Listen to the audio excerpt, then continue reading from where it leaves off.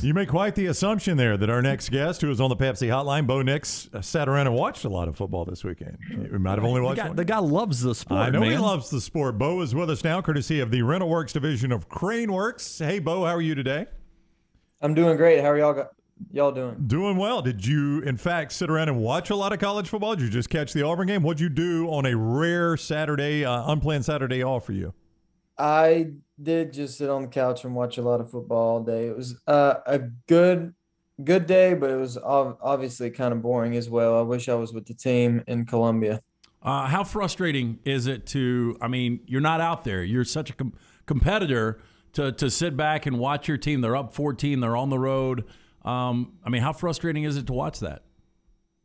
It's frustrating just because of just throughout the year, all the work you put in to play a full season. And then unfortunately, when things are cut short, it's tough to not be with your team and not be with the guys, not traveling with them. And unfortunately not playing with them on Saturdays when it feels like that's what you're supposed to do. And that's what you prepare for the whole year. And so it can be frustrating and it can kind of get to you. So you got to be careful and just kind of stay positive and just know that things will come back around and it'll be another season soon. And then I'll be back out there playing.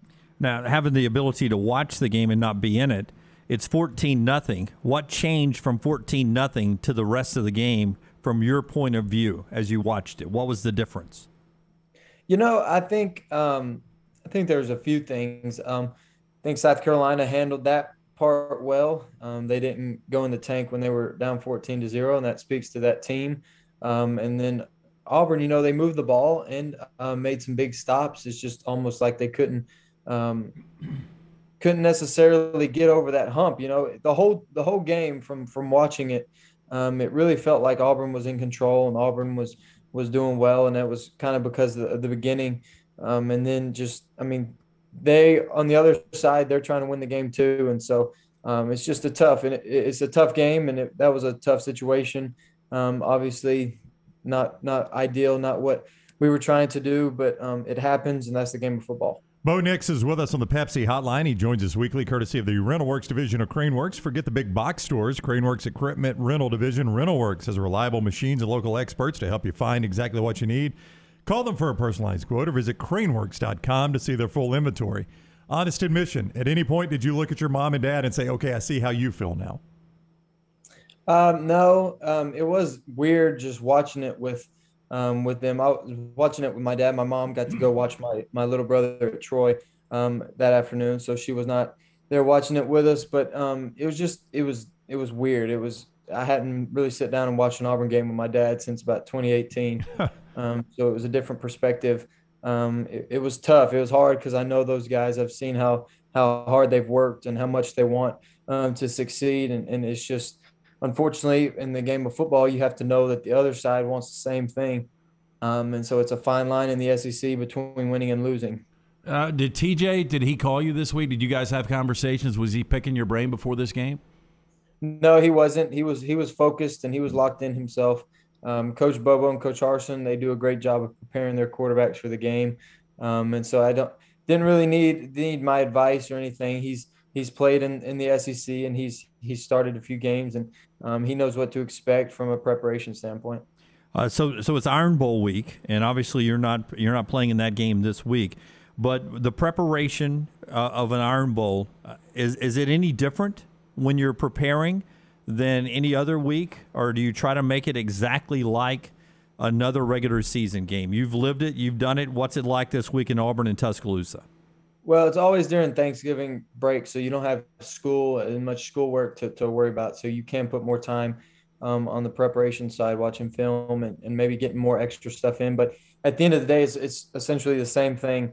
You're watching it, you're practicing it, you're looking over the game plan, and you continue to watch their defense. And Alabama, they've been consistent for a while, so you can.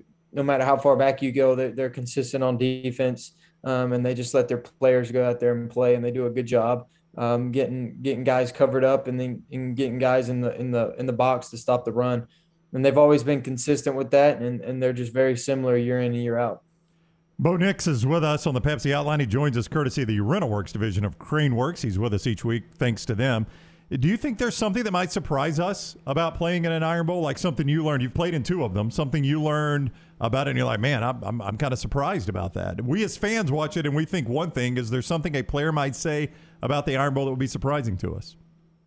Yeah, it's just, I think sometimes just as fans and as younger players, we like imagine it way bigger than what the situation actually is. And when you get out on the field, there's just 11 of them and 11 of you guys on your team, and it's just football. And I think a lot of the times we blow it up and make it a big deal and kind of overhype one team or another. But when you get in the game, I think a lot of the rivalry aspects of it just makes it more even. And each Iron Bowl that I've been a part of, it's been a good game. It's been an evenly matched game. And therefore it could go either way throughout the game. And a lot of it has to do with the first few series, first quarter and on into the first half. And when the game's close in the first half, usually it continues to be close in the second half. Hey, Thanksgiving this week, what are 2 things you've got to have on that Thanksgiving menu? Macaroni and cheese for sure. It's one of my favorites.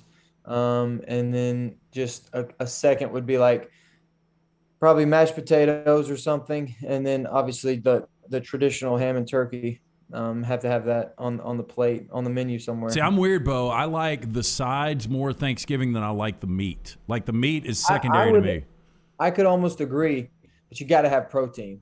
I think nutritionally now, just because of all the time we spend taking care of our bodies. And so now my mindset is just on the food groups and how you can make it a full meal. Yeah.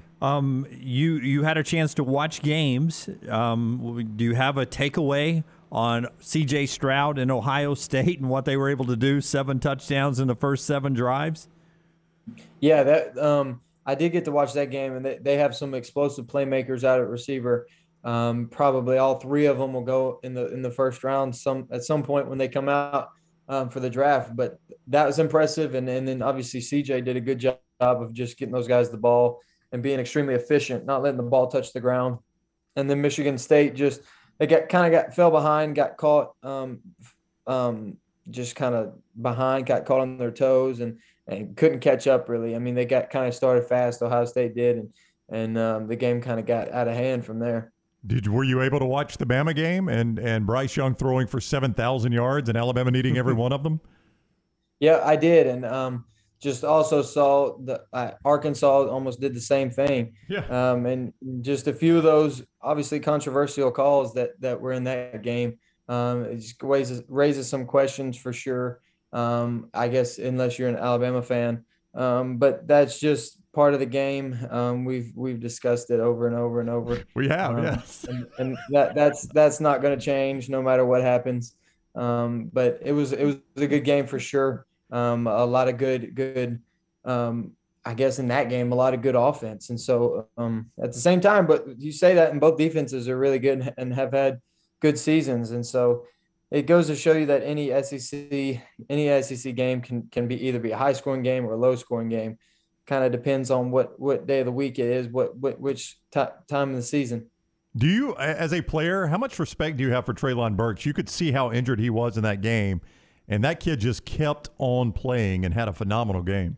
I think he's the best player in the SEC. Really? I've got to watch a lot of the Arkansas film. I've gotten to watch just from offenses, watching other defenses, and that dude makes play after play after play, and he almost runs a marathon every game, just as much motions as he does and as much vertical routes as he does. I mean, he caught one pass. This is respect to Alabama's defense. He caught one pass on the sideline and kind of outran them all with an injured something in his shoulder or upper body. And so you knew he was hurting, and he outran the whole team.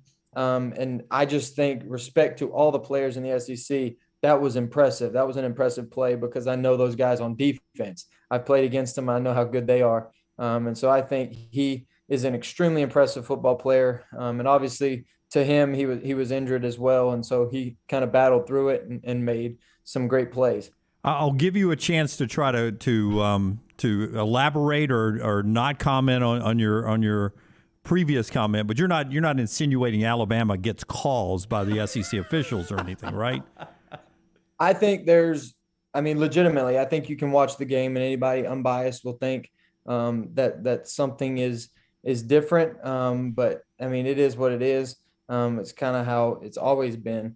But that's part of the game, and they have good players. You can't take that away from them. They have really good players.